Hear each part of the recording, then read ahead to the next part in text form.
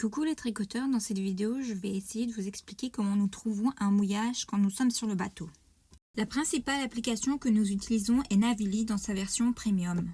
Pendant la saison, nous préférons passer la nuit au mouillage plutôt qu'au port et nous utilisons donc cette option pour filtrer les recherches.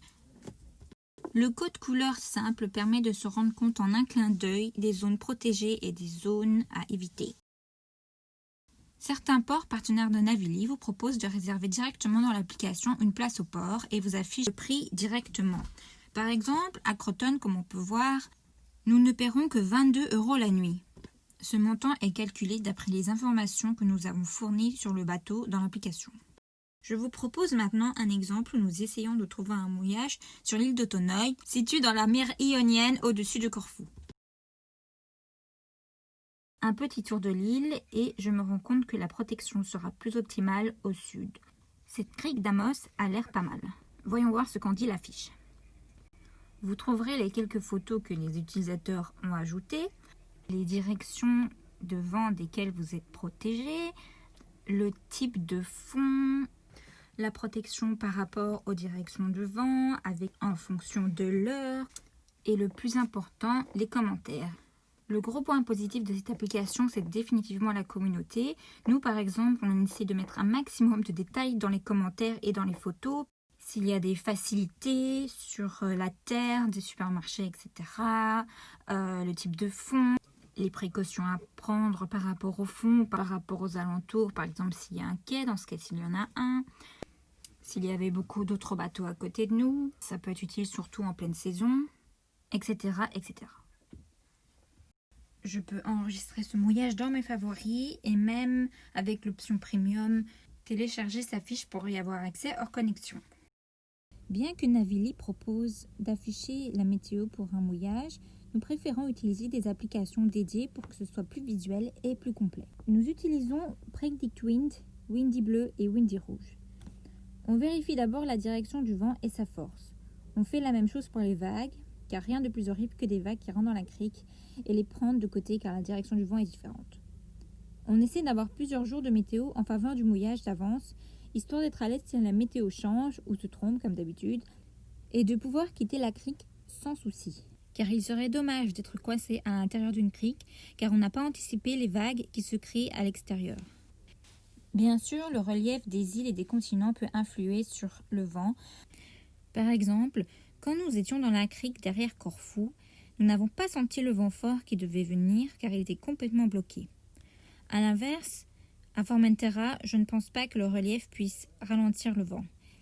Et autre phénomène moins agréable, nous étions à Calpe, cachés derrière un gros rocher, le fameux rocher de Calpe, et le vent a accéléré autour de ce rocher.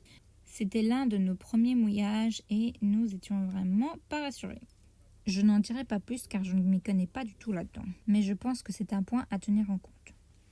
On voit sur PredictWind que le vent va changer et venir de la mauvaise direction pour s'engouffrer dans la crique. Vérifions ce qu'en disent les autres applis.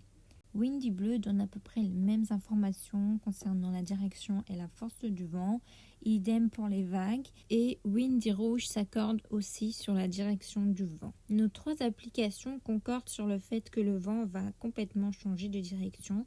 À partir de ces informations, nous pouvons prendre une décision par rapport au mouillage.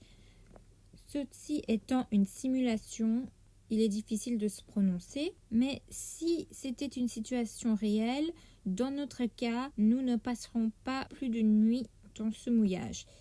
Mais ça, c'est juste nous. À vous de prendre votre décision en connaissance de cause, en fonction de votre bateau, de votre expérience et de vos capacités. Continuons la simulation. Je check également mes cartes maritimes, dans ce cas-ci c'est Navionics, pour m'assurer que la profondeur est suffisante pour le tirant d'eau de mon bateau. Je vérifie également que la crique est assez grande à l'aide de l'outil de mesure. Et je recherche toute information bonne à prendre, comme l'emplacement de rochers, etc., etc. Dans ce cas-ci, il y a même beaucoup d'informations quand on clique sur le mouillage. On utilise le plus souvent Google Maps au moment de s'ancrer, car de temps en temps, les cartes nous aident à pouvoir visualiser où jeter l'ancre, apercevoir des rochers au fond de l'eau ou des bancs d'algues, des câbles sous-marins de temps en temps. Mais bien sûr, Google Maps est très utile pour savoir s'il y a un supermarché, voir les alentours, avoir une petite information concernant la place qu'il y a grâce aux photos. Par exemple, là, on peut voir qu'on a un endroit où mettre le dinghy, le petit quai. On arrive à voir que de temps en temps, il y a beaucoup de bateaux, donc il faut arriver assez tôt. Et puis simplement aussi voir si l'endroit va nous plaire grâce aux photos et à Street View. Voir si on a envie d'y passer la nuit, si on n'est pas en situation d'urgence. Nous avons découvert Donia grâce au voilier corail. Mais là où nous sommes, il n'y a pas de données, donc je ne saurais vous en dire trop. Ce que je sais, c'est que elle vous permet d'avoir un aperçu des fonds avec les codes couleurs, du jaune pour le sable, du vert pour les algues, on suppose. Voilà, même si nous ne pouvons pas l'utiliser, j'espère qu'elle pourra vous servir. Voilà, cette vidéo est terminée. Merci à ceux qui sont restés jusqu'à la fin. Cette routine peut paraître très fatigante et parfois c'est assez pénible, mais au moins on se sent un peu plus rassuré et à la fin ça devient automatique, on sait ce qu'on cherche, on sait à quoi on doit faire attention. Cette routine évoluera sûrement avec les années en fonction de nouvelles applications qui vont sortir et de notre expérience. Si vous avez d'autres applications à nous faire découvrir, n'hésitez pas à les laisser en commentaire.